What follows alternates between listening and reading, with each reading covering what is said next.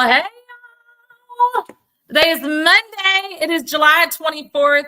We are in the final countdown for the month of July. We're exactly 1 week away from the end of July, which is really not significant in any way, except I noticed it on the calendar just a few minutes ago, and I was like, this sounds like fun. So next Monday's show will be the last day of July and the first day of the week, and I'm freaking out about it because there's just so much. There's so much. So I have to. I'm excited. I'm out of town. The Littles came up to see the family, which worked out perfectly. They have to go back home today, but it worked out perfectly for me because I actually got to hug their neck some while I was out of town for work. And so I have to tell you guys where I'm at. I'm in Fort Worth, as I was just mentioning, but I've been honored to be invited to the Texas Sheriff's Association conference. And so last night was the opening for that. Hold on, I was halfway prepared for today. Just kidding. Very minimal preparation, but I'm excited anyway. I'm going to show you guys. So they had their little welcoming thing last night, the little dinner, and they had this really great band. And I try to sometimes, like, it's hard to record bands sometimes. So, and it's like, it sounds really good in person, but then you listen to your recording later and it's like, meh. So I try not to do it too much. But this band they were really good. Just some fun music. And then lots of people it was so cute. Hold on.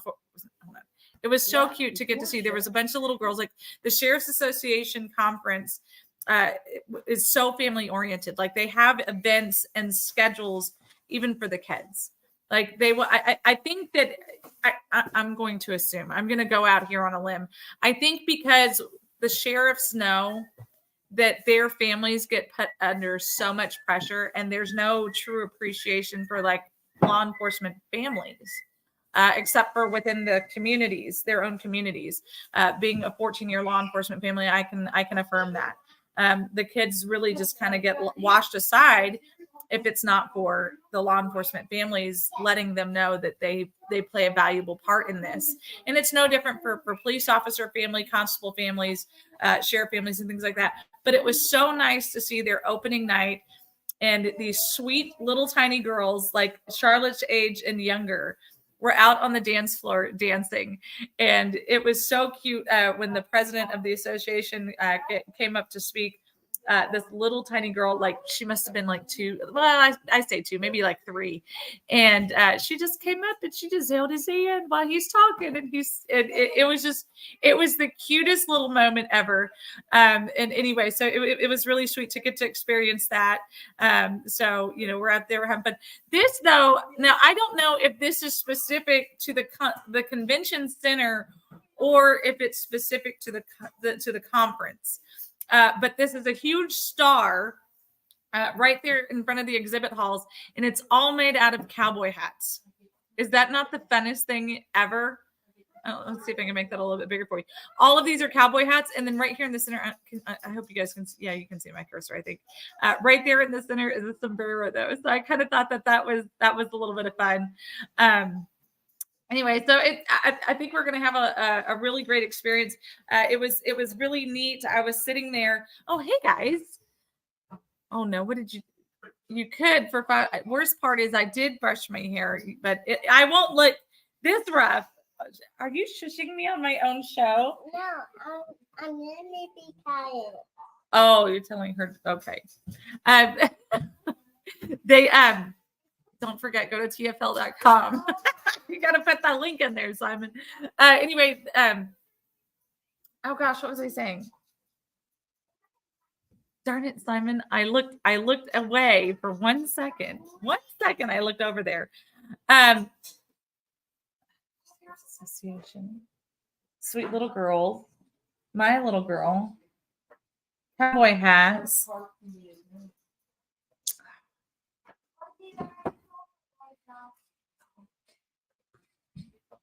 Perfect product placement.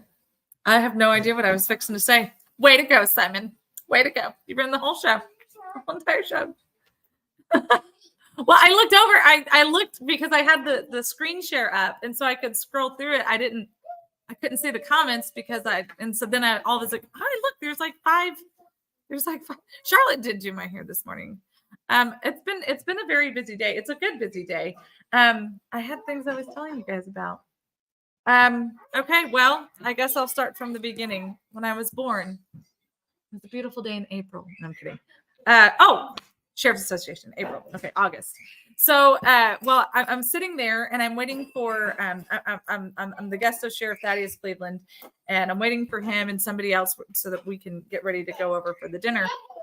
And so I'm sitting in this bar lounge area, and I wasn't looking a hot mess. I was looking nice. Y'all saw the picture. It wasn't awful, but I had my glasses on, and they had slid down my nose, and I'm kind of sitting like this, and I'm like oblivious to, and I had something pinned in my hand, like I was doing my thing, right? And this gentleman walks past, and immediately stops and goes, "Sandra Witten." And I was like, "Yes." And I'm over here thinking, I'm looking like, I've got my glasses slid down my face. Anyway, and I said, "Yes." And he goes, I used to be a constable, or I'm sorry, a deputy in Atascosa County. I voted for you. I know exactly who you are. And I was like, "Oh my gosh, it is a tough crowd." Thank you, Jack. I appreciate the tribute. Thank you. And so anyway, we had a really great conversation. He and I are gonna catch up more this afternoon. But I was just like, what a small of all the places I didn't expect that to happen. And it was like, hey, that's really cool. So anyway, I thought I'd share that with y'all. I enjoyed that. It was really great. He was very, very cool guy. He's not a deputy any longer. He's working for a new company. So I don't know. We might be talking about it here on TFL soon. You just never know what's going to happen. You never know. So that was exciting. I am at my dad's, and so I literally walked into his office and I started stealing stuff off the shelf, literally. So I have the newest edition of the Texas Fully Loaded Cup. Literally stole it off of his display case. This is the new T-shirt, and I was gonna do what Miss Patty loves the most, where I start flipping around in my chair so that you guys can try and see stuff. But I thought that's too much. So then I just grabbed the other shirt. These are the prototype shirts. But anyway, so these are the shirts, super soft. Like, oh my gosh, you guys, stop what you're doing right now. Go to TexasFullyLoaded.com, click on the TFL shop, and order these shirts. They're only $18.36. So you want to do it. And then look, we can share coffee cups. See, look, it matches the logo.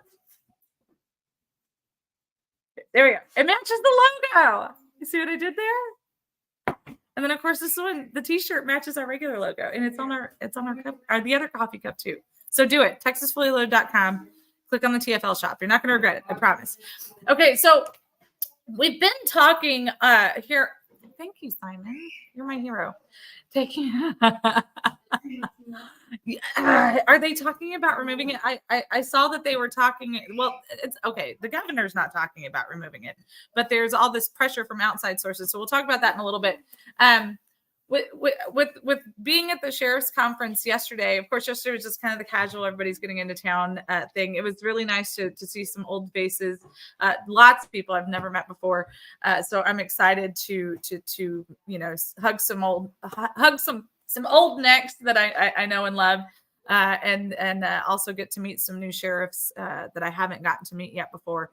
But the exciting part is it's just kind of getting to sit and listen and just kind of I guess think through and hear some of their issues and stuff like that, and how we can.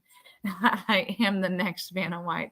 How we as citizens can truly support the sheriffs. And we talked about some of this agenda stuff that we're seeing, not just specifically, of course, we talk about here in Texas, but we're seeing it nationwide. And one of the things that we have been seeing is where, of course, they went after Antifa and BLM specifically attacked our police officers, and they have done their best to neuter them nationwide. They've even gone so far to be able to go back and change laws. So normal common sense laws, like don't steal stuff. But they've gone back, they've changed these laws, and what they've allowed to do in states like California, Oregon, and all of those is the lawyers now come back and go, hey, this isn't a law anymore. Or, hey, this is only a misdemeanor now instead of a felony. or instead of jail time offense or whatever. So we're going to need you to walk back our client and go ahead and release them. And now these offenders can go back and offend, right? And I'll keep it localized to like what we saw with the riots and like the Chaz and things like that. Okay, so I won't go too extreme in terms of getting into specifics of any one case, but we did see where that happened on the West Coast, and it started migrating this direction, and it kind of hodgepodged a little bit. Of course, we saw what happened in Wisconsin with the Kyle Rittenhouse. We saw what happened in Minnesota. We saw all of the stuff that happened for several years, but they were specifically attacking police. They weren't necessarily going after the sheriffs in this capacity. Well, now we're seeing the opposite. Now, or not necessarily the opposite. We saw where they neutered the police officers. They went hard after them. They demoralized them. But the sheriffs and the CSPOA, I think that's what it's called, the Constitutional Sheriffs Association. We see where they were still standing strong, and they're like, "Hey, we're the last line of defense. We're constitutional. We're not gonna bow down to the extremes of anybody. We're gonna uphold the law. We're gonna uphold the Constitution. So we need to focus in, and we need to just do our job." And so the sheriffs, the constitutional sheriffs specifically, or as we like to call them, the white hats, they excuse me, they did just that. They've been faithful to the law. They've been faithful to their constituents, and they've been faithful to being steadfast. As Alan West says, they've been steadfast and loyal. And so now what we're seeing nationwide, where now they're starting to pick off the sheriffs a little bit. We're seeing cases in Florida. We've got cases here in Texas. We're seeing some out starting to pick up just all over, where they're saying, you know what, let's see how we can weasel our way.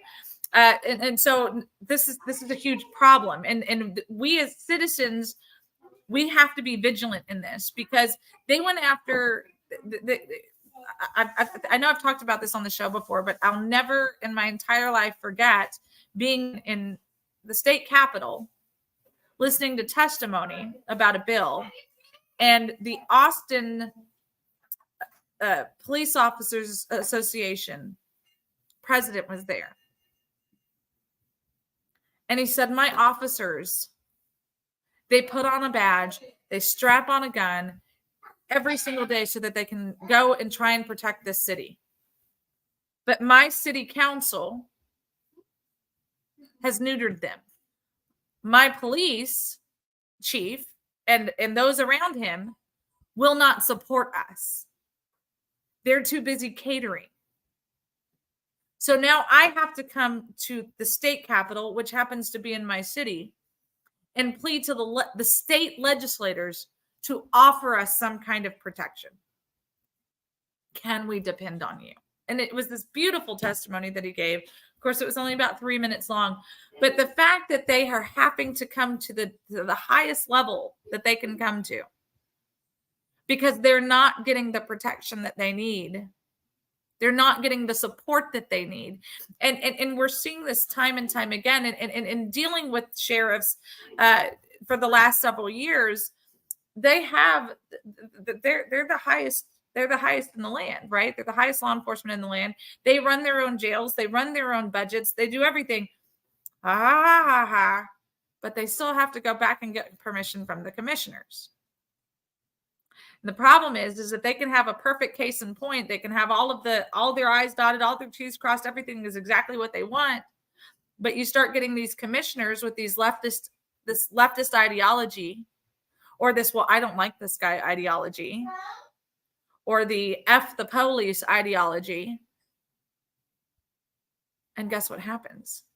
Now they get to not censure in the same aspect of what the state party's done with Tony Gonzalez, #never forget. But they censor them. They try to push them off to the side. And so the sheriffs have to spend the majority of their time fighting the commissioners to be able to get pay raises, to be able to get funding, to be able to staff the jail, to be able to get toilet paper for the jail. And I mean, just ridiculous things to make sure that their officers have training that they need so that they can do retention and stuff like that. I'm sorry, their deputies, but they have to fight the commissioner's courts for this. Now you're saying, well, Sandra, I'm still kind of lost in where we're going here. But here's the problem. Is that when we're not involved in politics, when we're not paying attention to who our commissioners are, we've allowed the radical left to place these radical leftist commissioners and city council members to be the obstacles for law enforcement. And if you're not sitting in your commissioner's courts, if you're not sitting in your city council meetings, you don't know what's happening. And then you wonder why things are falling apart. And so this is where we as people are systematically not doing our job. And the left is yet again taking advantage of this situation. And the scariest moment is when they can take down our sheriffs. Now, if we have corruption in a sheriff's office, if we have corruption in law enforcement, naturally that needs to be dealt with. But what happened and what is going to continue to happen, just like what we saw in Austin, just what we saw in Oregon, in Portland, in Washington State, in parts of California, when lawlessness prevails, we the people lose. This isn't just about a political ideology. This is about the most common sense stuff. If you pay attention, there in parts of California, but in Washington and Oregon, where law enforcement is non-existent because the commissioners, because the city councils, because the legislatures have neutered their law enforcement on and off duty, completely neutered these men and women who are there sworn to protect you. They can't get them. They can't have, there's no retention. So what's happened in these communities is instead of there being law enforcement, it's private security. And we talked about this when Walt was over in Oregon working with a nonprofit out there and doing some stuff, helping, doing his drug deals, as he likes to call them. But we saw firsthand the rampant homelessness. We saw firsthand, the Walmarts. I mean, it was unreal. We walked into one Walmart because I went out there for a couple of days, and when we went in there, like it was the most eerie feeling I've ever felt. I'm like, no wonder they closed it. And I remember when they started closing it, I saw that one specifically. It was one that was in the news, the one that we had gone into, and I was like, I mean, I get it. There's no law enforcement. It's all security officers. Most security officers aren't even armed. And when the threshold for even getting a slap on the wrist is $900,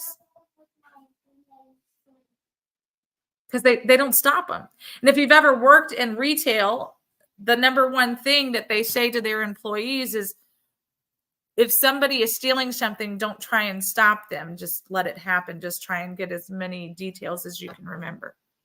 That's what loss prevention officers look like in stores these days. I remember when I first started in retail back in 2003. 2003 is when I started in retail. And they started, we were loss prevention, right? The customer service, we were right there at the main entrance to the street. And we stopped people. I mean, like we couldn't apprehend them by any stretch, but we could be like, hey, stop, get back in here. And I remember one guy, he was a former Marine. He was, well, actually he had been active duty. Now he was a reservist. And he was going to school and full time and everything, but he was also, he would stock shelves and stuff like that just for some extra cash and whatever. And I remember him taking off after a guy. He stole like like a $300 knife set, I think is what it was. And so he took off after him.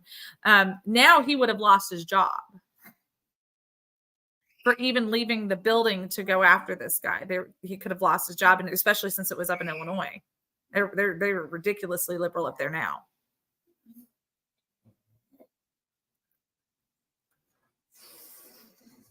Well, and here's the other side. So Simon said they would rather fight these things after the fact. You should have been there when these laws and ordinances were on the floor. And that you're spot on. They'd rather fight them after the fact, but then when after the fact comes, they come back and they're like, oh man, you know what? We have so many things we got to deal with right now. We'll get to that later.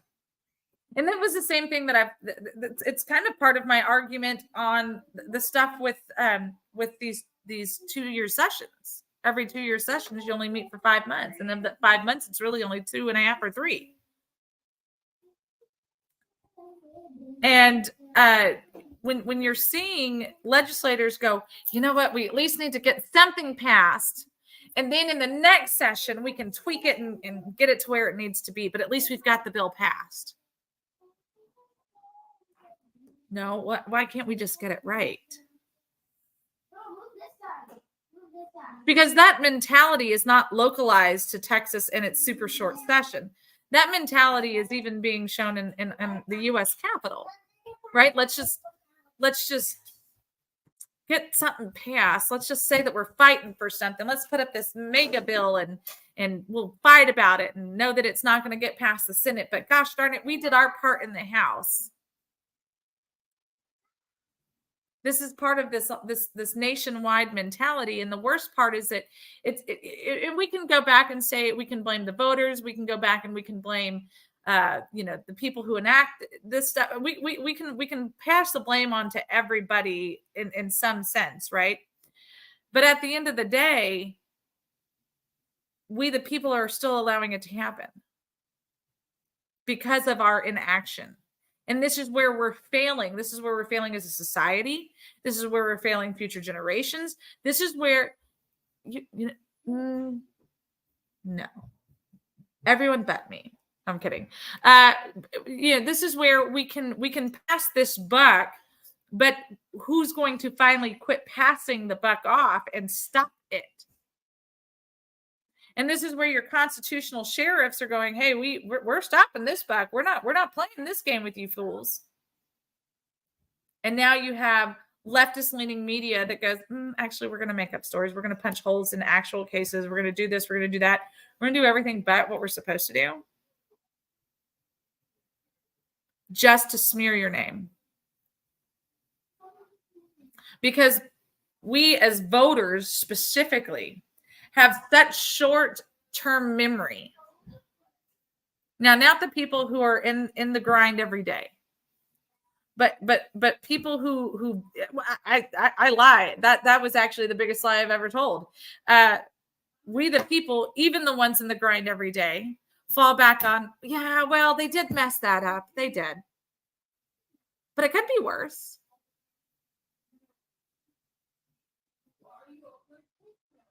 When it's the foundation of everything, it can't really get much worse.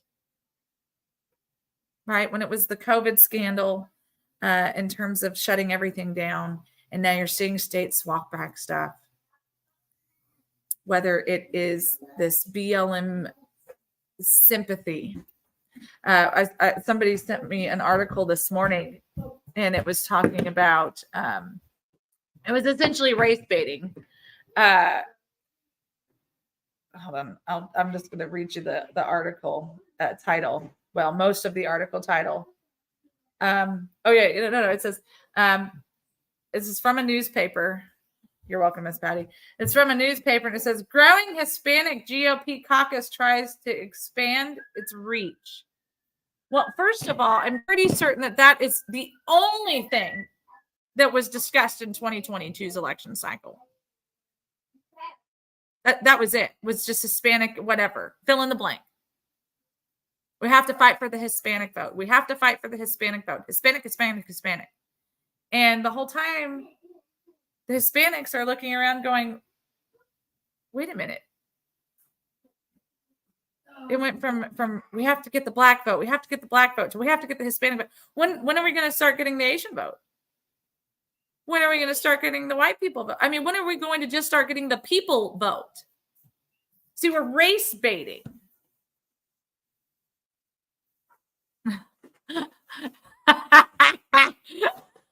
The Simon specific vote, which was everything I just mentioned. You're welcome, Simon. I'm here for you. Anyway, we allow the media to control the narrative. We allow the media to tell us how to vote. One of the articles, and it was something that we're going to talk about in just a little bit. But as I was reading this article this morning, it was specifically about Hunter Biden. And here's the gotcha title. Are you ready for it? You ready? Are you guys sitting down? Now the world can see. Hunter Biden goes to court as fight continues between GOP and the White House.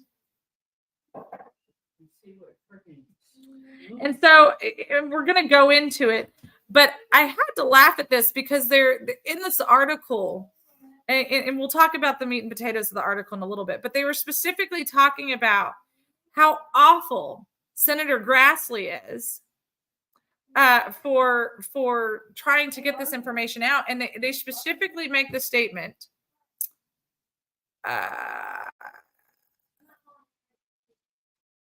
the document, an FD 1023 form, contains unverified reports by a confidential informant accusing the then Vice President Biden of involvement in a foreign bribery scheme with the Ukrainian business executive. Are you hearing all of that? Now, with Trump, we need to hang him from the highest tree just at the thought of an allegation. Just at the thought. Like, they've already tried and convicted President Trump before Trump even actually walked all the way into the building, right? We all saw this. But poor old Hunter, that mean old, wicked old man, Senator Grassley,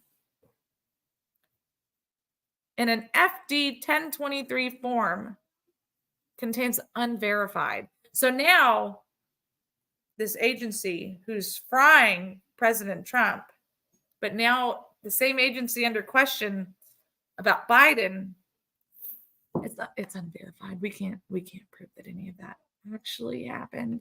You know what? The person that wrote the report, they probably were drunk when they did it, I'm sure. You know, just like how that mysterious bag of white powder ended up in the White House and nobody knows how it got there or where it came from.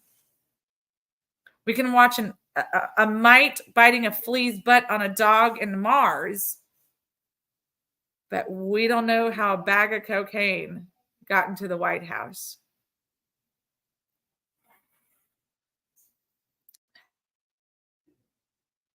We're going to take a commercial break. I want to get into this article. So we're going to go ahead and do the commercial break. And then I want to get into this article because we got a lot we need to discuss about this stuff because it's going to court on Hunter, poor old Hunter. It's going to court on Wednesday and those mean old Republicans are after him. So I saw it. We might all actually be here for Simon. We need to do a shirt that's like, where's Waldo? But it's where's Simon? And it's just a figure with memes. Anyway, we'll be right back, you guys. Go get a friend, grab some coffee. Simon, don't do it. We'll be right back, you guys.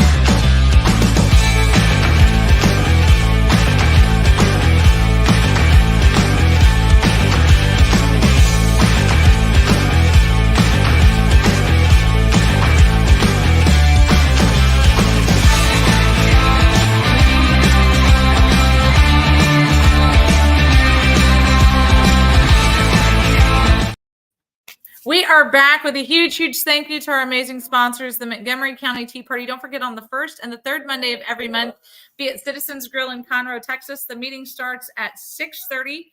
Get there early so that you can get a bite to eat. You can hug some necks, ask some questions, get involved.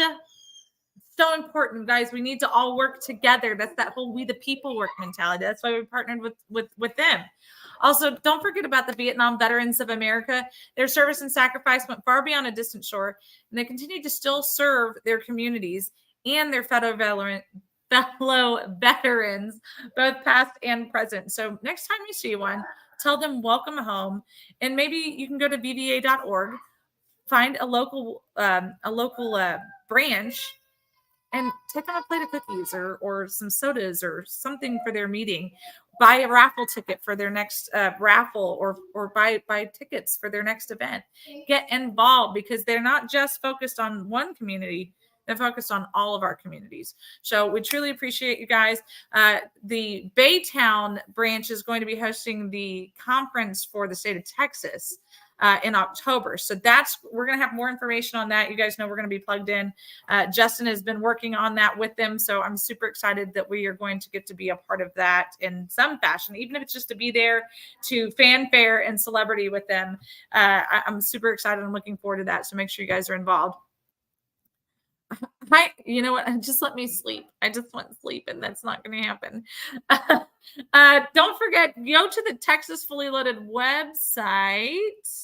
I pulled up here on the screen. Kidding. I still don't know how to work this program. Just kidding, I do.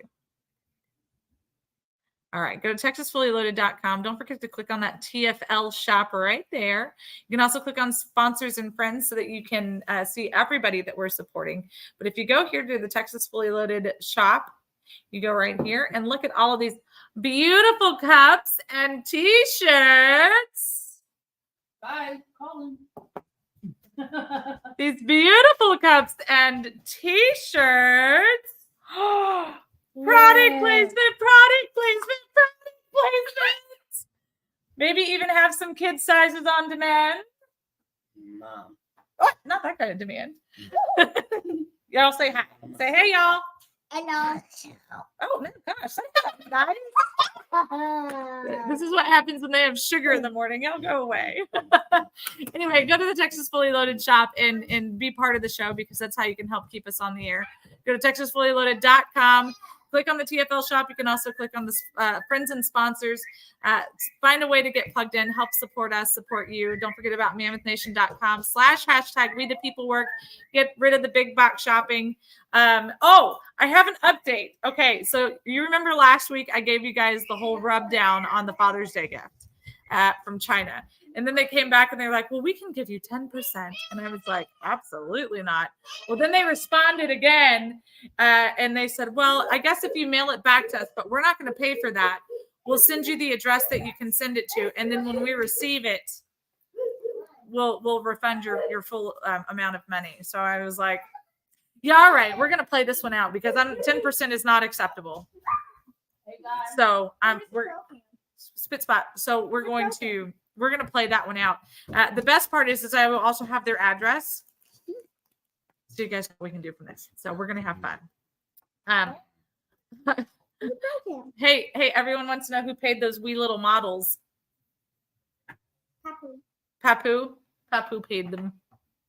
Papu doesn't know this shit. Oh, he's the best. Papu is the best. All righty. Anyway, back onto the news.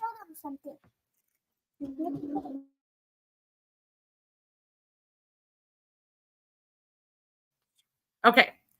So let's get into this article. Now, here's what's, y'all are going to laugh. So I have apps on my phone that through my Apple ID, I can read unlimited on, but I can't put them up on the screen because when I share them, it doesn't, I don't understand how this works. We'll figure that out later because I just got this app. I digress. Okay. So this is in USA Today. This article, it came out this morning, and they're specifically talking about Hunter Biden and about how this poor kid, I mean, that's really all he is. He's just a poor kid who is caught in the middle of a fight with these mean old nasty Republicans who are brainwashed into thinking that their president, that their mean old not president is going to Now be quiet. we have to do something to try and get the attention off of Trump. Now, this has nothing to do with years of allegations, 50 plus years of cover-ups by his father, not just for his own interests, but others also. So this is going to the extreme now, because poor old Hunter Biden, we're picking on a president's son. That's really all this boils down to.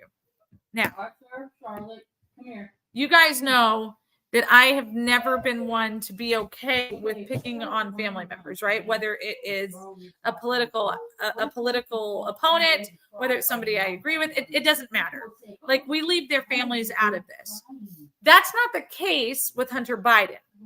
Hunter Biden inserted himself into his father's affairs. He made sure that he was on point to be the person involved, because I think they were trying to do a Kennedy dynasty concept where Kennedy's dad was like, okay, I've got this all set up. My son's going to become the next president. And then he died in war.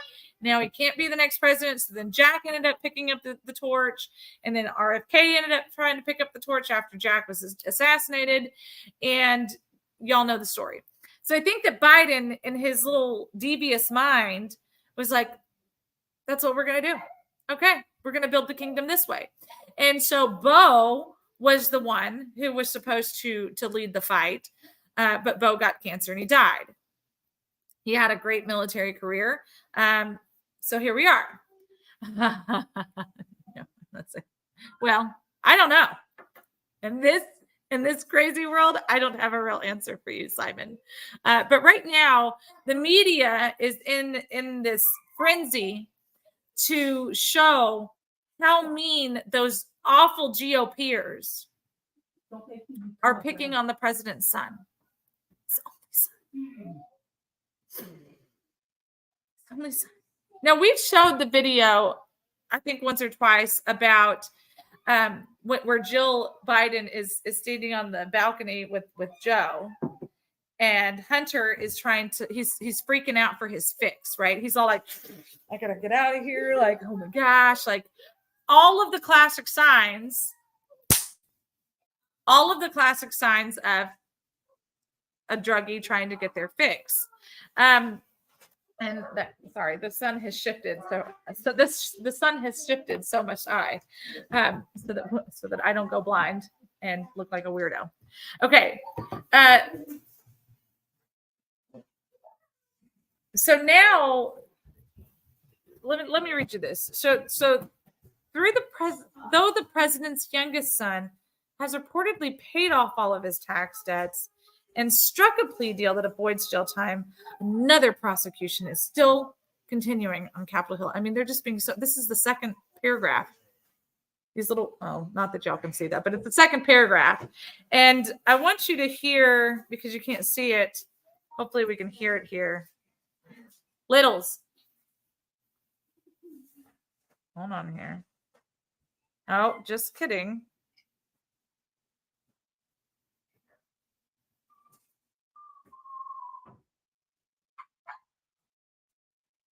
Fabulous. Well, you can't hear it. That's great. Anyway, it's Senator Grassley, and he's essentially like this. Follow the facts. Follow the money wherever it leads us. Work hard to get to the bottom. Seems like that should be a natural progression. Not, hey, thank you, Miss Patty. Not, hey, we have, we're just going to pull this out of thin air. Just raises a lot of questions. Now we got to continue our investigation. So it's doing this weird thing, like where you have to read the statements and then it gives Senator Grassley's comeback. Anyway, they're coming with facts. They're coming with, facts straight from Hunter Biden. And the White House is doing its part to say that never happened. And oh yes, we've got this cleaned up. This is being covered up, and he's not doing drugs. I don't know why. Who's doing drugs? We're drug free because that's the way to be. Ask Simon. He says it all the time.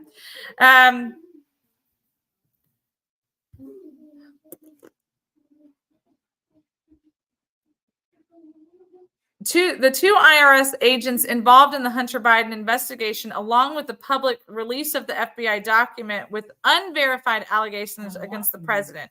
So see, now it's getting even better. So here it says, this is where I came in with you guys earlier, just to kind of show you how ridiculous this is being. The unclassified FBI documents are being made public. Senator Chuck Grassley of Iowa released an internal FBI document Thursday, tweeting, "Now the world can see what he and other Republican lawmakers allege is proof of criminal wrongdoing by Biden." There is tons of criminal wrongdoing from Biden. All of the Bidens. It goes on and on. Now, last week we watched a video on the show, and I think it was on the show, and I made the statement then. I said, hey, you know what? They're giving a wrong rub. I said, because they were trying to paint that Biden had been discussing everything with his son. And he's like, I've not been discussing anything. And I said, you know what? That's probably an accurate statement. He's not discussing anything. I think Biden's long ago quit discussing anything. I don't think that Joe can actually discuss anything anymore. So I don't think he's lying on that. And furthermore, I don't think he was ever lying on it. I don't think there was any discussion that he ever had with Hunter. It was, hey, go and do this, period. And he's like, well, can I still sniff little girls and get high? And he's like, as long as you go and do and meet with whomever. He probably never even gave a name. He just said, get on the bus, get on the plane, show up at this place. And that was it. Knowing that everyone in the room knew what was being discussed or not discussed, it was being go. If you ever watch any of those like crime family movies or videos or, Scarfaces and all those kind of things, like there's so much like not Scarface, like the Goodfellas or whatever. There's so much that's not said that's said. You know what I'm talking about? Because they can't have collusion, right? There's no collusion charges. There was no collusion because everybody knew what needed to be done. Everybody had separate conversation, not together, so that they could do this. And I know that this sounds like a get your aluminum hat moments. Hey, stop. But this is what's happening. This is how a good friend of mine Jack Barcroft likes to say, I can show you 1,000 ways not to screw in a light bulb. Right? It's the exact same comment. It's the same mentality. There's 1,000 ways to do something that's not doing it so that we can get it done without doing it. And so when we start focusing in on those ideas, and we really start seeing, we've been seeing what's happening with Trump. We've been seeing what's happening with the Republicans, and there's nothing that we can vindicate, right? Even though we have all the proof, we have evidence, we have this, doesn't matter. It's already happened in the media, and the media narrative is what's going. Here with Hunter, we have the video proof of him doing X, Y, and Z. We have documentation where he's been fraudulent in this. We have the proof that he's been in Burisma. We have the proof that he's been in the Ukraine and in China and all of these places, meeting with all of these people. The proof was on Hunter's own laptop. But mean old Chuck Grassley, mean old GOP, they're just on a witch hunt after their dad. Poor old Joe. Poor old Joe. And I do have to give Trump some credit because he's been calling Joe Sleepy Joe for a long time. And then last week, I know it's still not enough proof. You're right. Last week, Joe Biden is literally falling asleep in the White House while he's got a foreign, I think it was a foreign prime minister sitting there with him. Literally, I didn't no. Let's not get carried away. But he was literally falling asleep in the middle of the press conversation. You know how they'll have the two high wing chairs and whatever. It happens with all the presidents. That's not a new thing. And he's literally, You don't want me to get to the top part. while he's in the middle of this interview, Stop. he's literally Sleepy Joe Biden. He literally has no idea what's going on. He needs to go home. And it's not the White House. Play on your. And I'm genuinely concerned when you start looking at the different things. And I say concerned, but we do need to be concerned. We need to be concerned with how they're going to play this out next. Who is going to take over after Joe? What? Leaves the White House, willingly leaves the White House, all of a sudden has a stroke and dies. But it wasn't a natural cause stroke. You know what I'm saying? Like there's 9 million ways that they're going to cover this up. But what is going to happen next? Is it going to be Kamala Harris? Is it going to be, just some sort of article? What if they Article 25? I mean, there's so many different ways that this can play out, and we the people don't win and we don't get hurt in this. But as long as we are playing the part of Sleepy Joe as voters and going, well, it's what it is. This is why I don't vote anymore. Or this is why I just go and see the whatever they put in my hand and go, yeah, all right. Yeah, I'll go vote for those guys.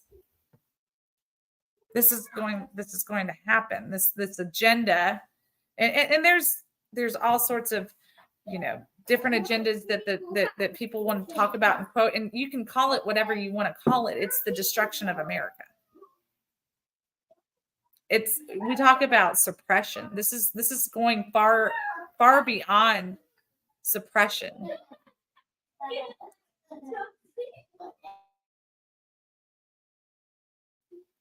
We're far beyond suppression. We're far beyond something that I told you to stop. it's not non-recoverable, but it is non-recoverable if we don't do something. And that is getting active in this. It's starting to call these people out who are associated with the One World agenda and who are associated with the World Economic Forum and all of those things. Republicans and Democrats, regardless of how big they look.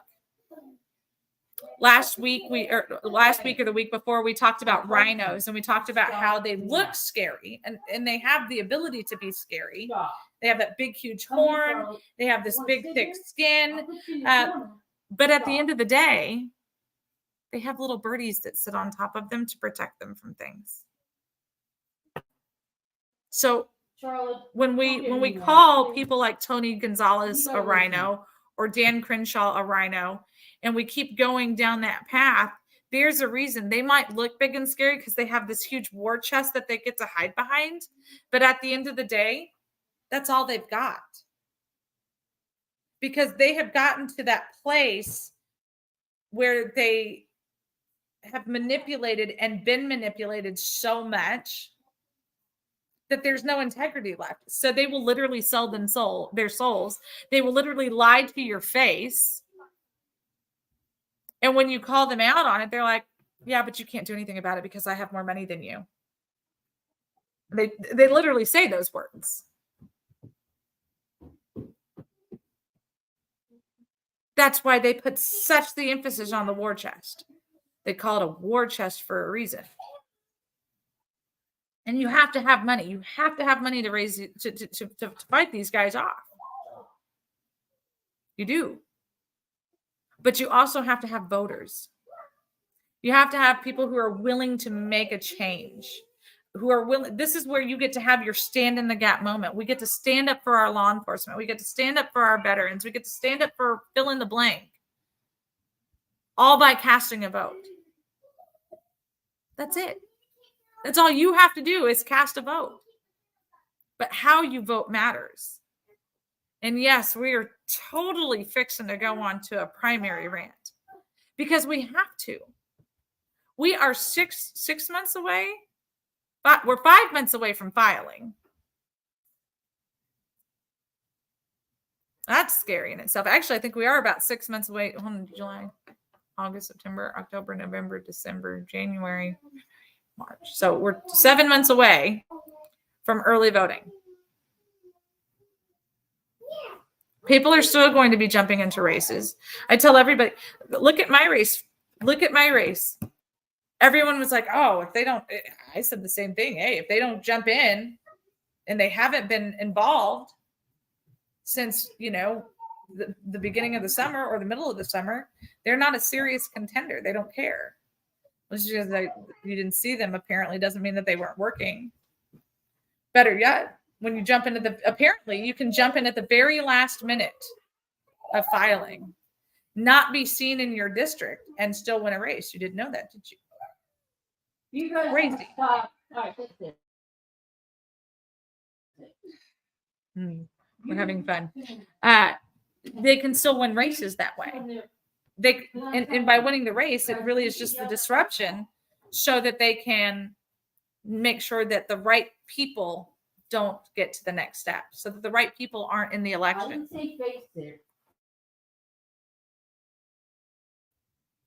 So we have to make sure that we are paying attention to who is in the primaries. And it doesn't necessarily matter when they jump in. There's people who are already pledging everything to certain candidates, and that's not a terrible thing. But what happens when January 1st rolls around and the true start of the campaign, the push for the 2.5 months until voting day, and there's a whole bunch of new faces, and then all of a sudden they're the ones that win?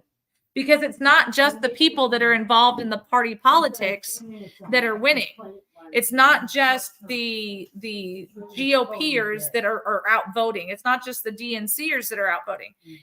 I think we come into a bad problem in our country and in our political mindset where we only focus on who shows up at the GOP meetings, or we only focus on fill in the blank, instead of realizing that if we actually get involved with people instead of a party, that's when we win.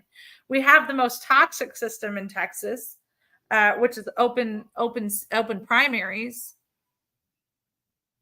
But in that open primary, that means that we can bring over voters that we may not have been able to bring over before. And that should sound like it's a good thing. And just because that's what the system is that we have to work in, I'm going to try and give it some credit, but it needs to serve as a beacon for us that we can bring voters in. I hate open primaries. It's very toxic. It is very deadly in the landscape of a party process, because as we saw in all of 2022, and as we saw we might be able to come together on that one.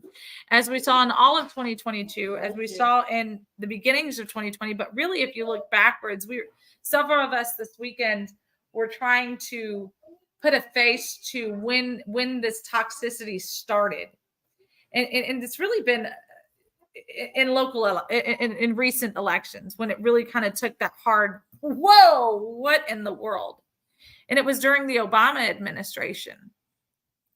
I think that's really when they started with this concept of hijacking the votes in a way that we'd never seen before.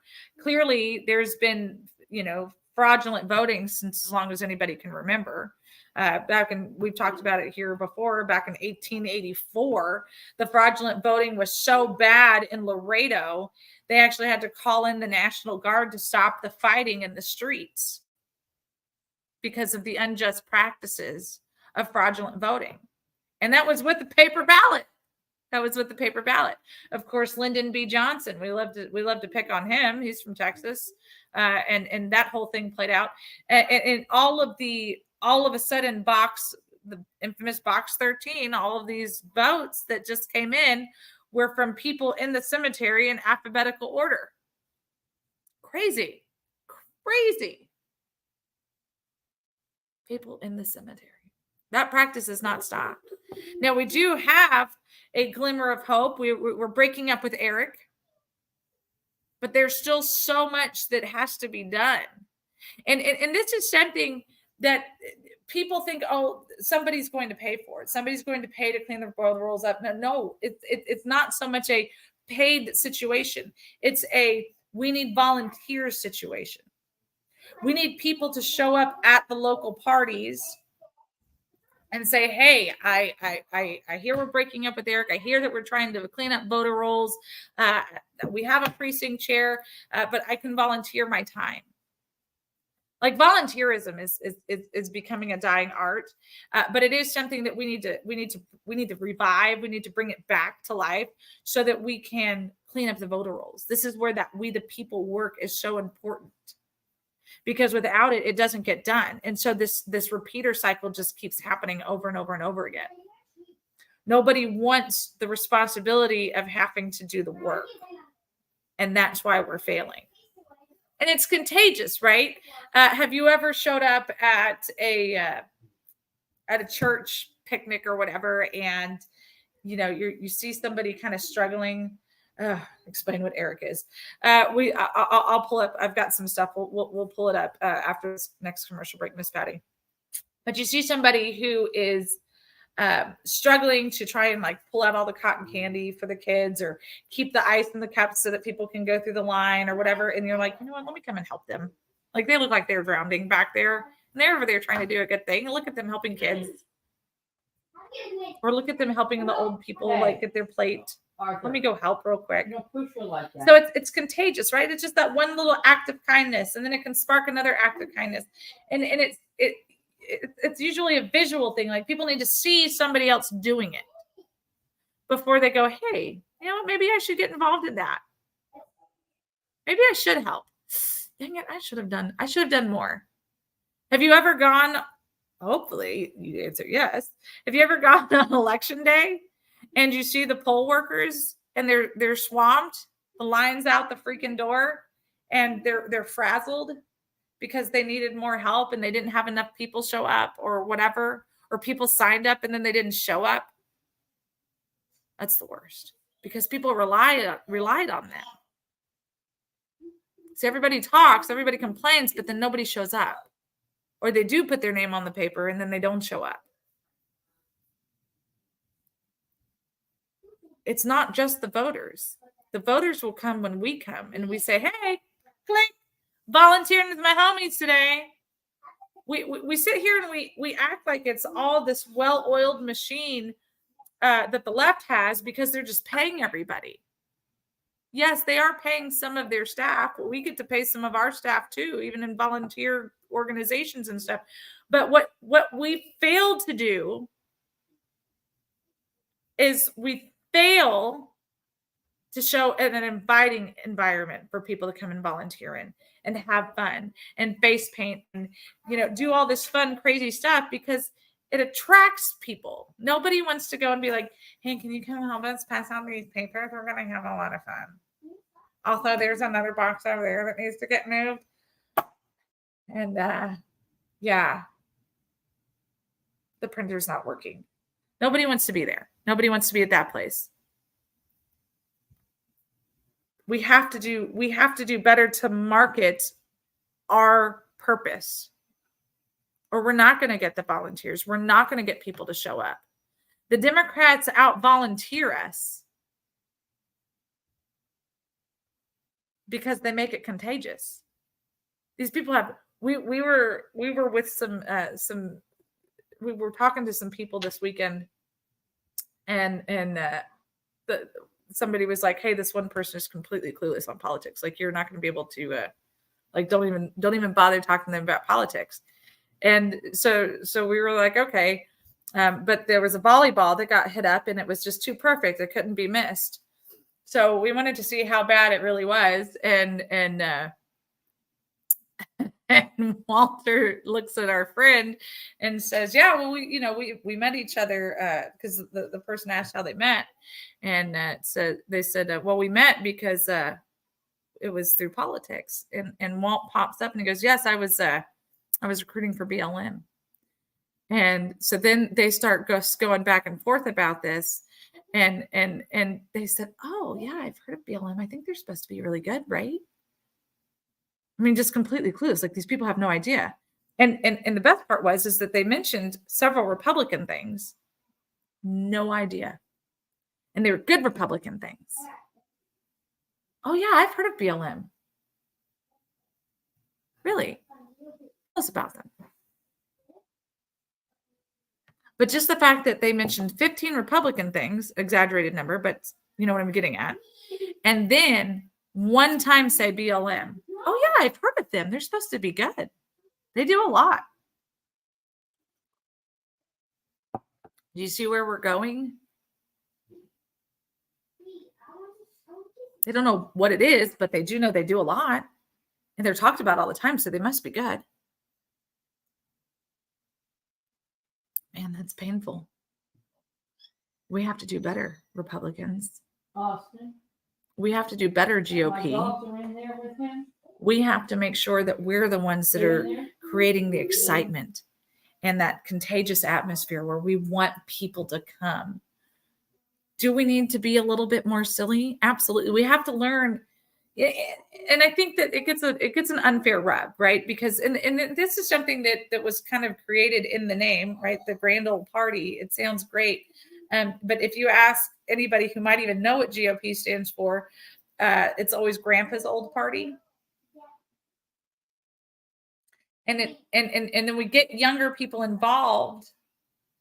But the younger people that get involved, they start going the way of the rhino. Because, oh, look, there's more, they have more parties. Yeah, I know, but look, they're in Washington, D.C. all the time, or they're in Austin all the time. Or, yeah, but we can get power here. We can get influence here. Yeah, but you're not doing the right thing here. Yeah, I know, but it doesn't really matter at the end of the day. And then it turns into corruption immediately. It's scary how slippery the slope is. And then for us to try and recruit in, oh, I get it. So it's either corruption and cover up and scandal, or it's old and boring. And we don't do a better job because we can't get the retention of the younger people. Because the GOPers, the bad ones, the World Economic Forum ones, are too busy going, yeah, but look, I have a lot of money. And that's all that matters in this game. It doesn't matter that their message is better. It doesn't matter that they actually care. It doesn't matter that they've been doing all the work. None of that matters. I can get you power. I can get you influence. I can get you into that event over there. That's what is happening. This is why we fight so hard against these rhinos, because they're taking the people who wanted to come in for the right reasons, and they're poisoning them. So our job as the grassroots now needs to be more. We're so busy fighting the corruption that we forget to have fun. And I don't mean that all the time, but we talk about it with John sometimes, and he's like, hey, sometimes we forget that we got to let our hair down. We work so hard, we fight so hard, we forget we have to let our hair down sometimes. And so, that's one of the reasons that he created, he and several others started that new band, and started having, they had that one night, I think it was at where was it, Miss Patty, at Juanita's or something like that, where it was no politics. It was just getting together to hang out and remember that we have fun, because we forget that sometimes. And we get so, I think about, all of us, but, when you start looking at like what John does and what Walter does and so many others, and you just think, gosh, when do they even have time to go to the bathroom? Like, they're so busy fighting a corruption on some sort of level, or trying to right a wrong, or implement a new process, or get more people involved, or, fill in the blank. And then somebody says, hey, and can you light a match? And they're like, oh yeah, hold on. Let me get that lighter out really quick. Or let me get that match, right? That we forget that we still, that what brought us to this in the first place, right? Like, we ask it in business all the time. What's our why? Yeah, exactly, Miss Patty. Absolutely. Simon, you're spot on. And I want to tell you my favorite I think possibly my favorite campaign stop on election day. We were driving. Y'all know when I was running for office, I made it a point to be in all 9 counties on election day. I'd start in my home county and cast my vote as soon as they opened, and then I make a beeline dash through all 9 counties. And I try to do it from the time the polls open to the time the polls closed. And on primary election day in 2022, Walter and I were pulling into Zapata County. And when we pulled into Zapata County, the entire street was shut down between the in front of the courthouse where they were counting the votes, and everybody was just out there partying. All the different campaigns were there, and they had big barbecue pits out and coolers, and they were waiting to hear the election results. It was literally a party. Because at the end of the day, regardless of what happened, we're all still a community, right? And there was Democrats out there was Republicans out there, and when we were literally we pulled up, and we were getting pretty exhausted. We were in Zapata. We still had Star to go, and we pulled up, and it's the street party, and we were just like, "What in the world?" And so we get out, and we're looking. We're literally just kind of like, "What's happening here? Did we miss something?" And then they told us it was all the different. It was all the different campaigns. They were all there to be able to hear the announcements as they're coming straight out of the courthouse. And I was like, you know what? That's some cool stuff.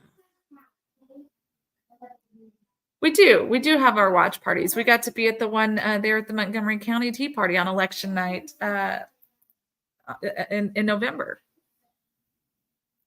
But I think it was just and it was anniversary, and it was great, and that's where a lot of them are. But I just thought that was so characteristic, that was so unique, to literally have the street party in front of the courthouse to see what was going to happen next. It was a different wow. And it was so unique to the county and to the community and to fill in the blank, you know what I mean? And I think that there needs to be more of that. There needs to be less factions even within these parties. You guys know how I feel about auxiliary coalitions and auxiliaries. Because they become such factions. They become, oh, you're part of that group instead of ours. And instead of allowing us to, at the end of the day, remember, we're supposed to, keyword, all be Republicans. And the funniest part about the Zapata one is that it was all the locals that were out there, which were all Democrats. And this is where we get it wrong again. They were all Democrats. They were all separate. I mean, don't get me wrong. They didn't all always get along. But we just kind of had like a moment after we got in the car to head to the next county, down to Star. And I said, man, this is where we get it wrong every single time. We can't even get all the Republicans in one room for 5 minutes. We can't. Because we're trying so hard to make sure that everybody's on the right path. It's just like Mark Pruitt says it all the time. How are we supposed to just get along with people who are literally ruining our country, literally ruining our party? The Democrats already had their civil war. We're in the middle of our civil war. It's hard to recruit for a civil war. But that's what it is. The Republican Party, we're in a civil war, and we're in the trenches of it right now. It's not going to get better anytime soon. Hold off, let it charge some more. But it's going to take people being faithful to this war to finally break through it. So we got to keep fighting. We have to keep recruiting, and we can't get and we have to have a healthy balance too. Like, you have this, I'll pick on the YRs because they're not my favorite groups. Some of them are very effective, but most of them are not. They're getting better. It's like the Monty Python scene where the Black Knight's missing all of his limbs, and he's like, "It's just a flesh wound." Um, it's, I'm so tired. I'm so sorry, guys. But we where they keep fighting, even though they're tired, even though they're exhausted, even though they have nothing left to give, instead of allowing that chance to maybe sit back for a second, regroup, take a breather. Like you said, Miss Patty, remember why we're fighting. Celebrate why we're fighting, even within these fights with the GOP. And you know, we of course tomorrow's Tuesday, so we'll hear more about it tomorrow on tomorrow's show. But you see, you know, just in Montgomery County, and I'm going to pick on them because they're the biggest ones, and it's a well-known story here on TFL. But when you have one side fighting the other side, and you're constantly in this battle over and over and over again, it's hard to recruit. It's hard, but the consistency of the truth is making people realize, wait a second, I've been being lied to. And it's hard, and we see it with the mask still. It's hard for people who gave into this lie because they wanted to believe at face value that this was the right thing. They weren't trying to be manipulated. They weren't trying to do anything. They believed what they were being told because this person was supposed to be in a position of trust and authority. And they crapped all over the people that were believing in them.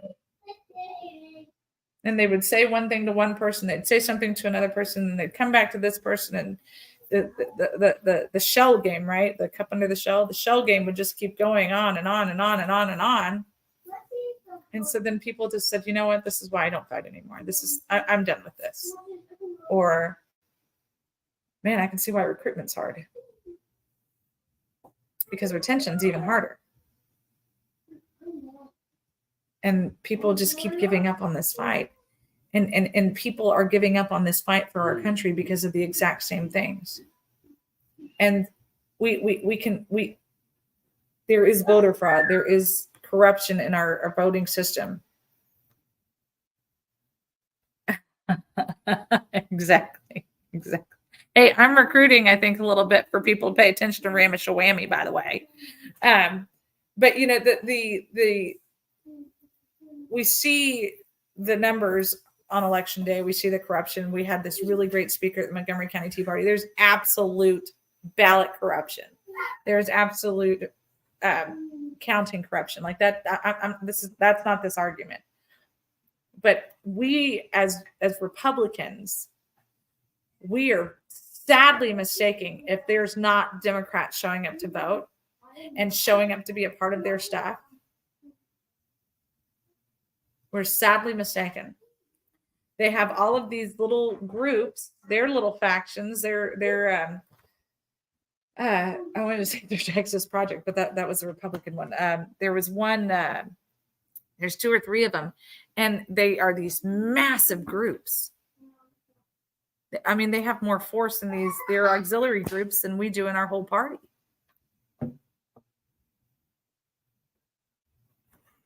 So we have to pay attention to that stuff. We can't just scream voter fraud if we're not matching their effort other places. They don't have to scream voter fraud. They got to do that before, and we made fun of them for it. This is the volleyball game, remember?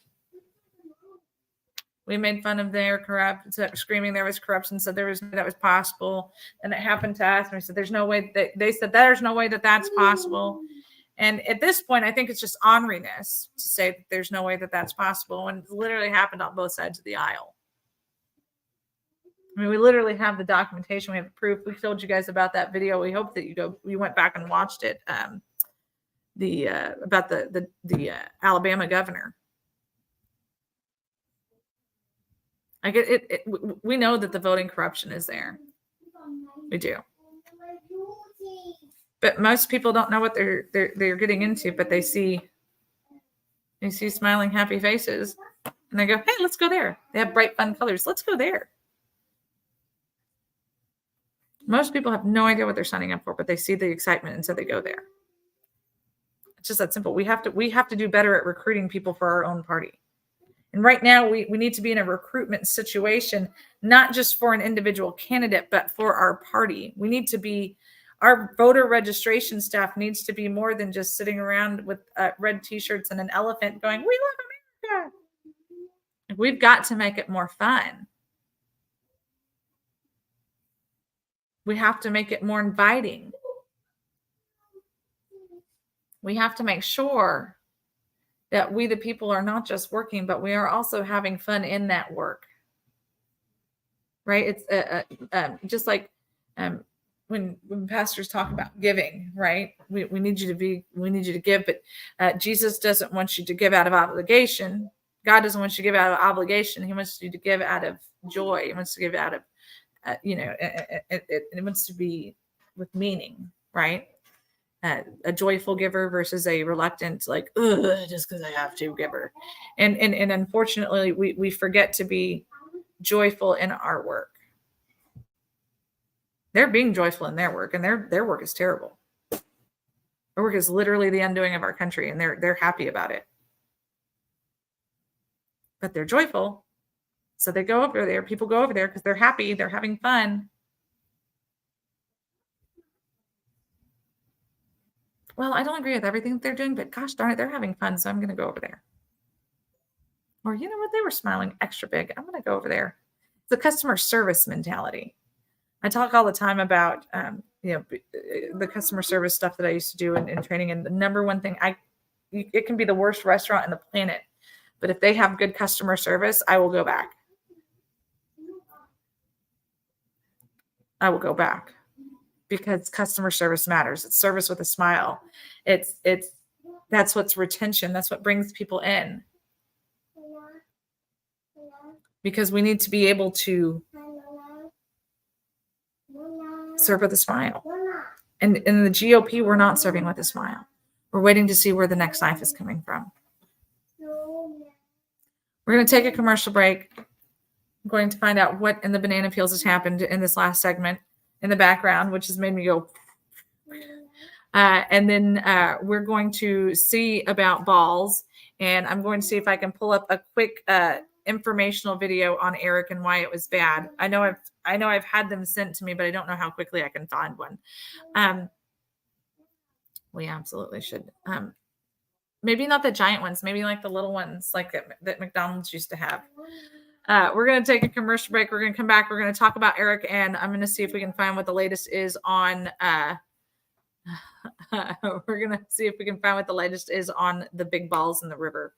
You guys go grab a friend, grab some coffee, and we will be right on back.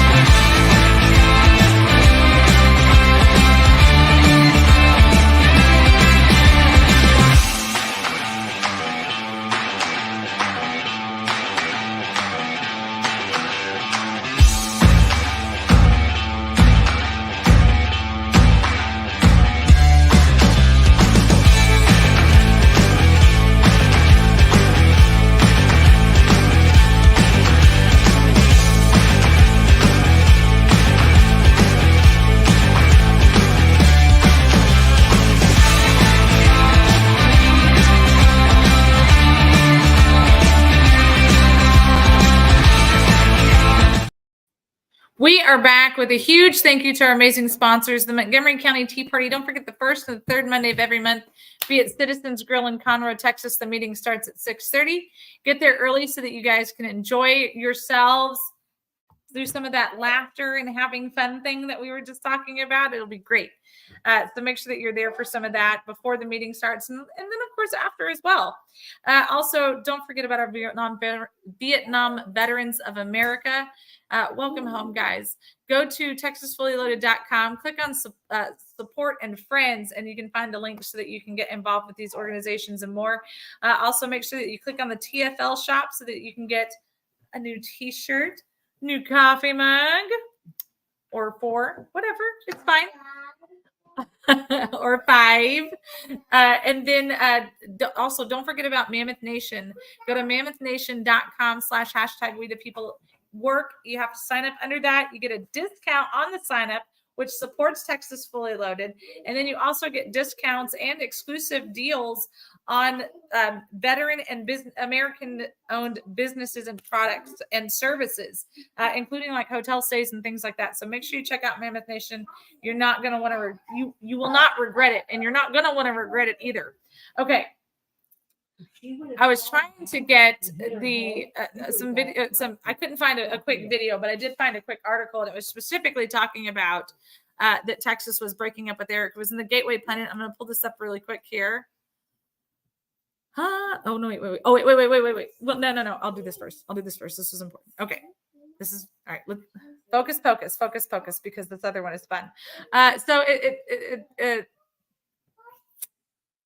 the Texas is resigning from the Democrat operative founded Eric voter registration systems. 9 states are now out and 23 are still remaining in. Now this was actually money was being poured into Eric by Mark Zuckerberg. We had the Zuckerbucks, which that was part of the big, huge scandal. Now Texas received Zuckerbucks.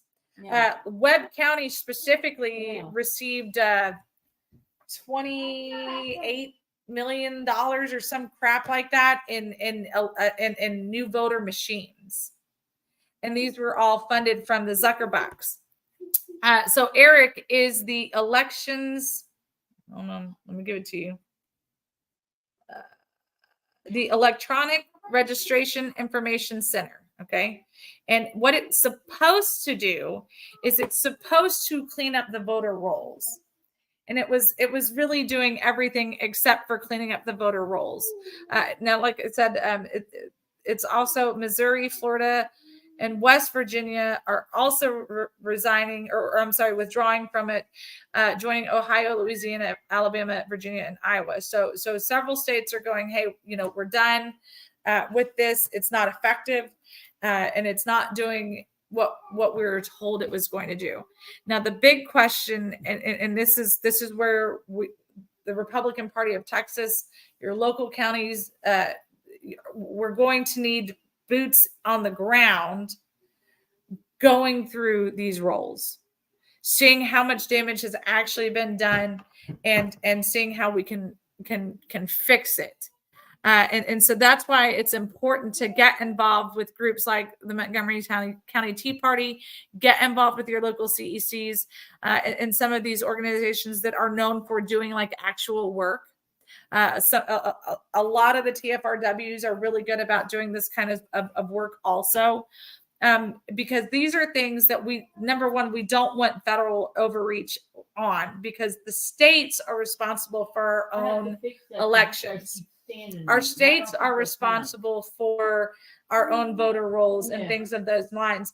I told you guys about Alexander when he turned 18 and we had to, get his driver's license switched over from the student driver to his permanent adult driver's license.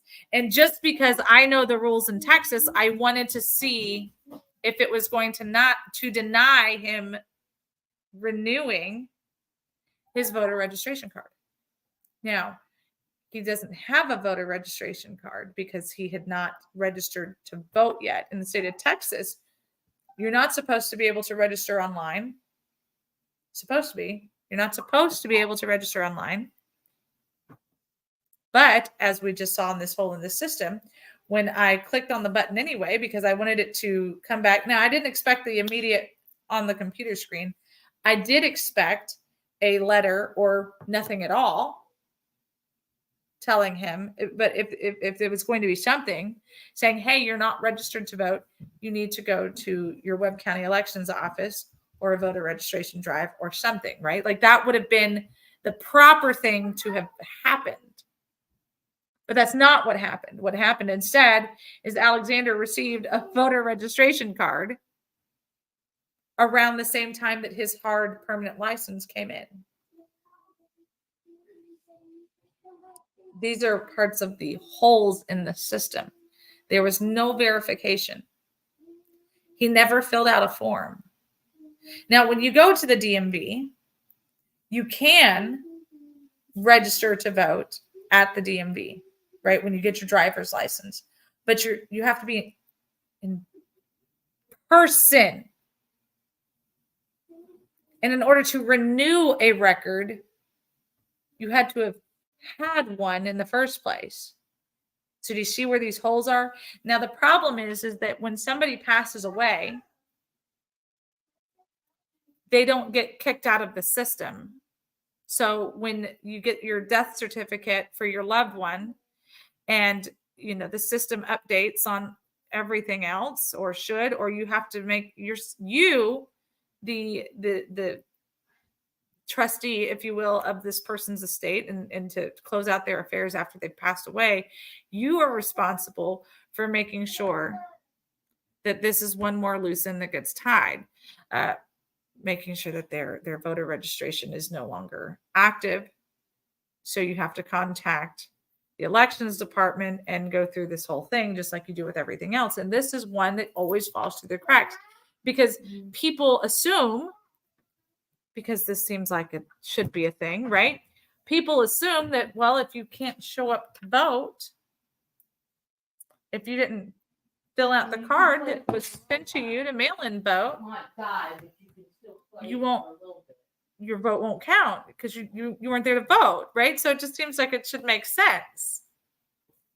Kind of like an unused ticket to a theme park. Oh, well, I have the ticket, but I didn't use it. So nobody used it, right? Nobody arrived that day, but that's not what's happening with our voter registration rolls. So people have passed away, people have moved out of state even. And of course, when you move to a new state, because elections are not federal, they're regulated by the state, they don't make sure that their voter registration got closed out because nobody thinks about it. I mean, let's just be real. Nobody thinks about it. So now you've got voter registrations that are out in other states. And it's, well, look, we have 5 billion registered voters right here. I know that we only have a population of 3 billion. And I'm totally making up this number if you guys haven't caught on to that yet. We only have a population of 3 billion, but by God, we had 5 billion registered voters. I think that this is something we should all be proud of. And not only did we have 5 billion registered voters in a county of in a state of 3 billion, but we had 4 billion show up to vote. Isn't that fantastic? That's what's happening. But Eric was supposed to make sure that that wasn't happening. And instead it was perpetuating the system. And so I cannot get into the ins and outs of it because I don't know all of it. So I don't want to mislead people in this, but I will, let me copy and paste this article down here so you guys can see it and you can go down your own rabbit trail with it. So, but these are the voter fraud situations that we're talking about. So now, since we have a population of 3 billion, we have 5 billion registered. 2 of those billion have either died or moved out of the state. But we still have these votes. And you know what? Gosh darn it. Somebody should do it. Oh man. Speaking of breakups. You know that was funny? Yep, I'm out of here. Just want to let you know. I'm done. It's all over. Are you breaking up with Eric too? Eric is gone. Eric went woke. Eric's making woke? the country broke. In fact, he is. What's up, buddy Woke boy? and making us broke. Oh, not much. Just, another day up on the mountain. Sounds like you need a little nasal spray. Hey, John. Consider it done, buddy boy. What are you doing, Walt? I was just talking about Eric, as you possibly heard. Oh, hold on. Okay.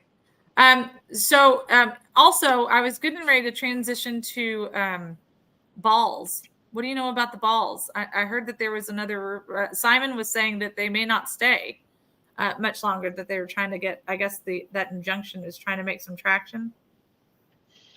Well, I don't know. It's kind of funny how the United States of America is trying to prevent a state from protecting itself.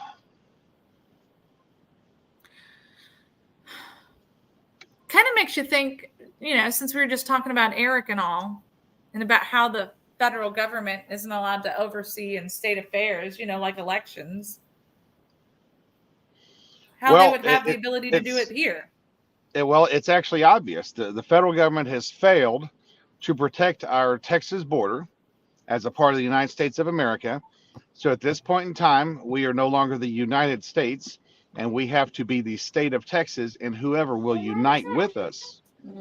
So we are the partial United States of America trying to protect our country. I just threw John up there. I was scrambling. For my mic. Hey, on Tuesday we talked about this exact thing. We got an echo going. You're good on this end. Weird.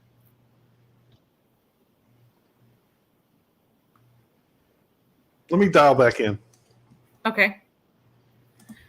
While he's doing that, just for fun, the Hunter Biden's attorney is seen ripping a bong from an LA home during a visit to Hunter.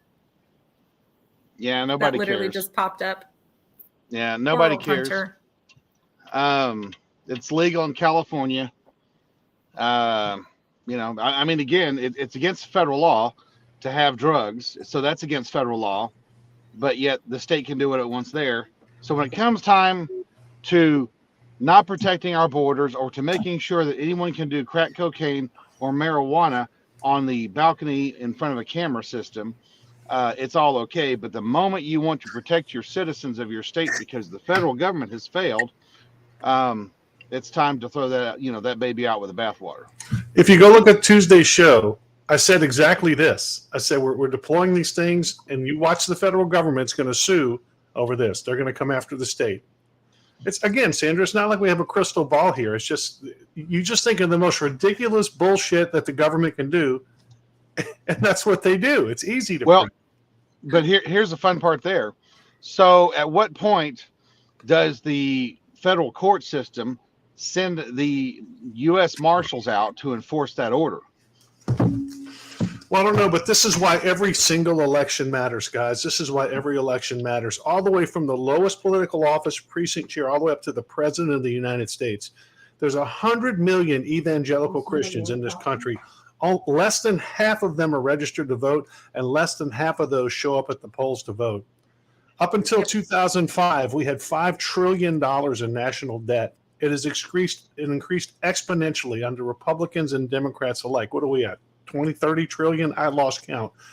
It is unbelievable how irresponsible our government is. And us sitting home on our hands, evangelical Christians sitting home on our hands, not voting our values is why we're in the situation that we're in. So this is not the time to throw our hands up and say, screw it, it's too broke to fix it. This is the time we need to start getting people up off their ass to get to the polls to make a difference. And that's exactly what I was trying to drive home a little bit ago. I can agree with that. I can agree with that, but however, see that right there? Yep. Someone's got to sit where I'm sitting. Someone's got to work where I'm working, because otherwise, my 200 miles right here where we hardly have anybody crossing, well, it's just me, not the federal government holding this line. but it's just me and some of my guys. We And the state, I was and the state, and the state, and the state. Let me make sure that yeah. But, and I think that this is the frustrating part, especially for those of us who have been incredibly critical of Abbott, have been absolutely just up his what about anything to do with the border. Now he's actually doing the right things. He's got Michael Banks. He's got the border czar. He's actually listening to what he has to say. He's implementing what is needed to be done. And now the federal government's coming after him, going, "You're hurting our feelings, and we don't like it." Well, good, because that's the fight that needs to happen. We need to stop shying away from the big fight this time. Yep, that's exactly it. We need to stop shying away from the big fight. Again, I take it all the way back here to Montgomery County. We are in the middle of a big fight because it's an important fight. This crap about, well, gosh, we should just all get along. Get along at what expense? Actually, that's a stupid fight. And the dumbasses that are following behind that county chair, that's just, they're a bunch of morons. I don't care what elected official I help get elected. I'm definitely going to be working against them, for just a bad case of the dumbass. I mean, and at some point, when does their politics flow over into their into their office? If you look at it, we have people like we had corruption in other counties that get prosecuted in our county, and then somehow throughout the deal, you have like Phil Grant decides to let another county judge go. I.e., you saw what happened to our county judge, our last county judge, whenever he and Commissioner Riley and Commissioner Clark and a campaign consultant engaged in breaking the Texas state law on Open Meetings Act. Well, they got convicted, but then it got overturned. So the bottom line is we need to get the bad judges out. We need to get the right judges in, and then we need to get the bad county chairs out. Because the bad county chairs, this is, and Sandra, you heard it. We were with people this weekend. They were like, this problem got solved in 2018. We thought it was solved in 2018, but yet the same weak ass Republican Party of Texas under Matt Rinaldi totally punted this one to the bad case of the stupidity. And we can't get a judge to order on it. We got a weak ass attorney that works for the Republican Party of Texas. She's all best friends with the Democrat Kim Ogg. Why in the hell why are we having Democrats manage our party? That's the question you got to ask. And this is the fight that we need to have, and I'm happy to have it with them. And this is why we're fighting it. Because listen, at the end of the day, you, me, and Sandra, people like us, we want to get the best candidates elected, or at least the one given the choice that's going to do the least amount of damage.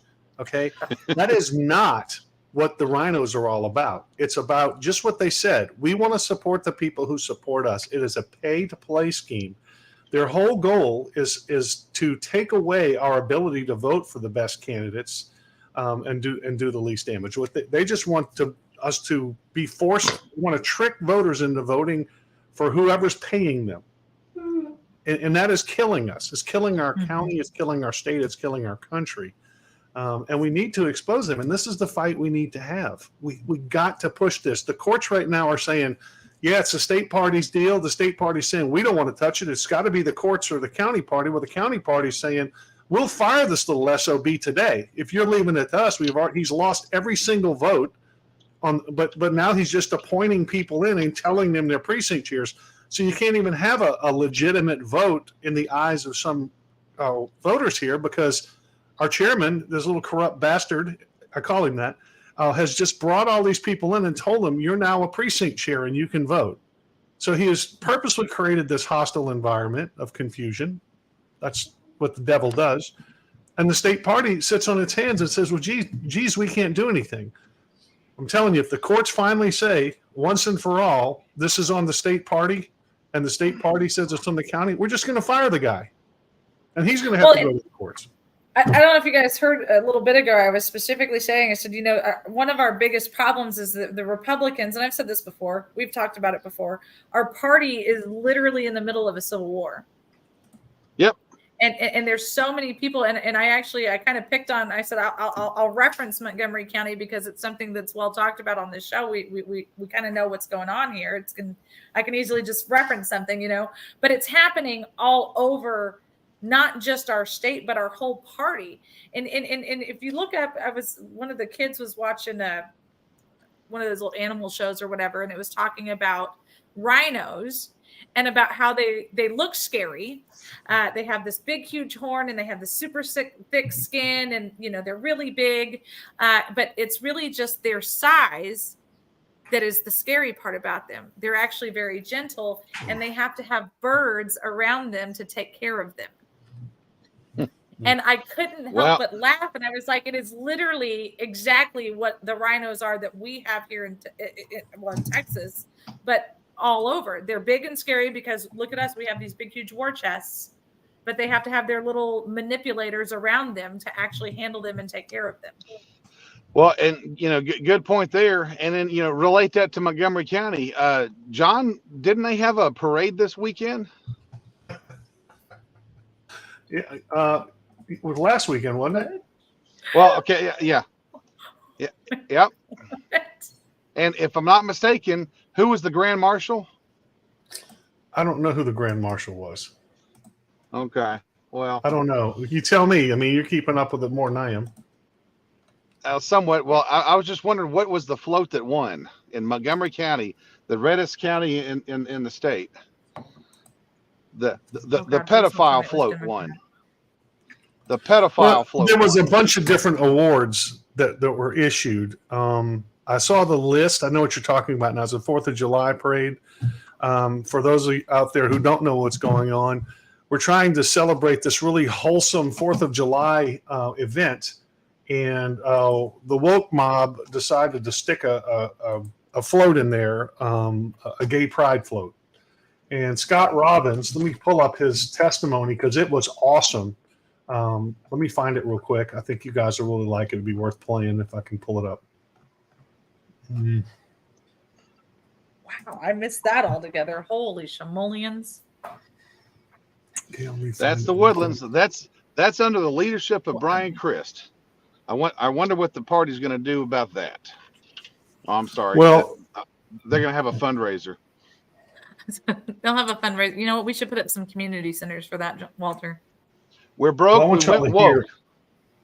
I want y'all to hear Scott's testimony because it was amazing. All right, hang on. I'm going to share screen, okay? Mm-hmm. And this is the kind of courage that everybody needs to start having because this is not something that Scott was always doing. I mean, this is something that we have inspired him to do. Many of us have inspired him to do, and he is inspiring others to do. That is awesome. This sort of thing as well. Okay, here we go.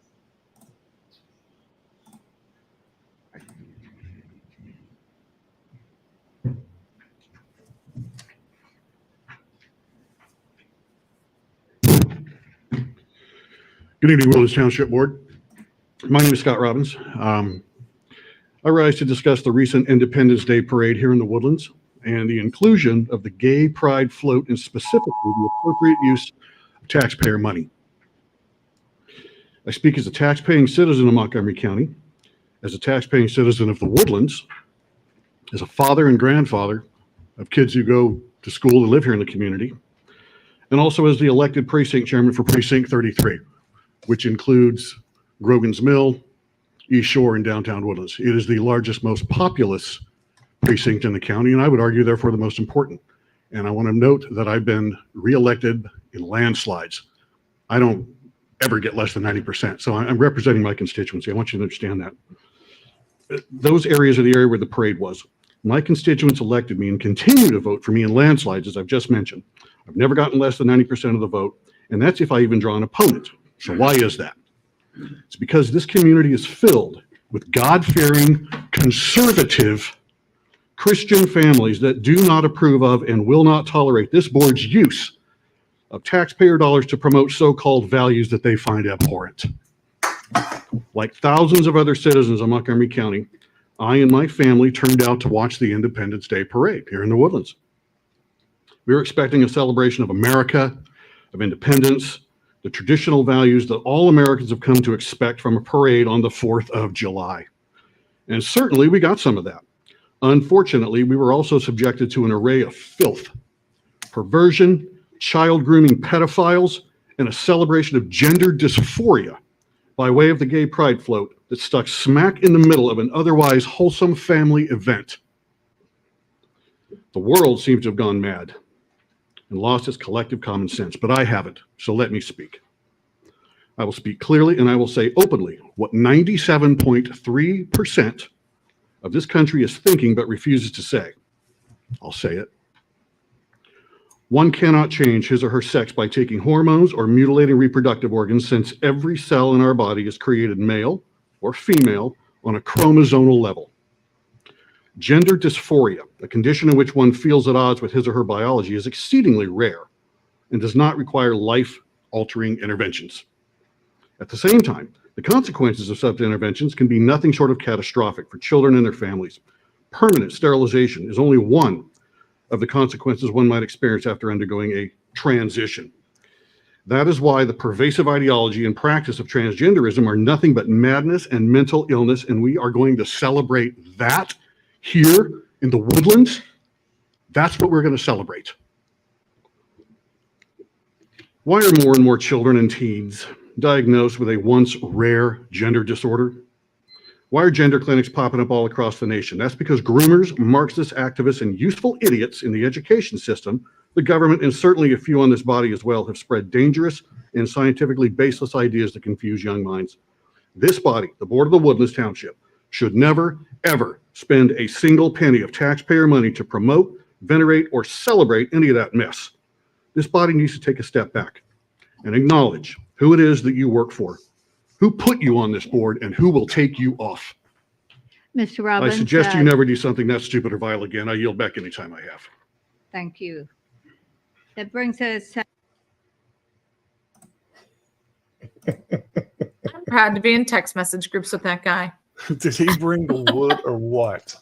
He just brought it to him. You know what that looked like? You remember the cartoon where the chicken, Foghorn Leghorn, goes and he pulls the dog out by his tail and just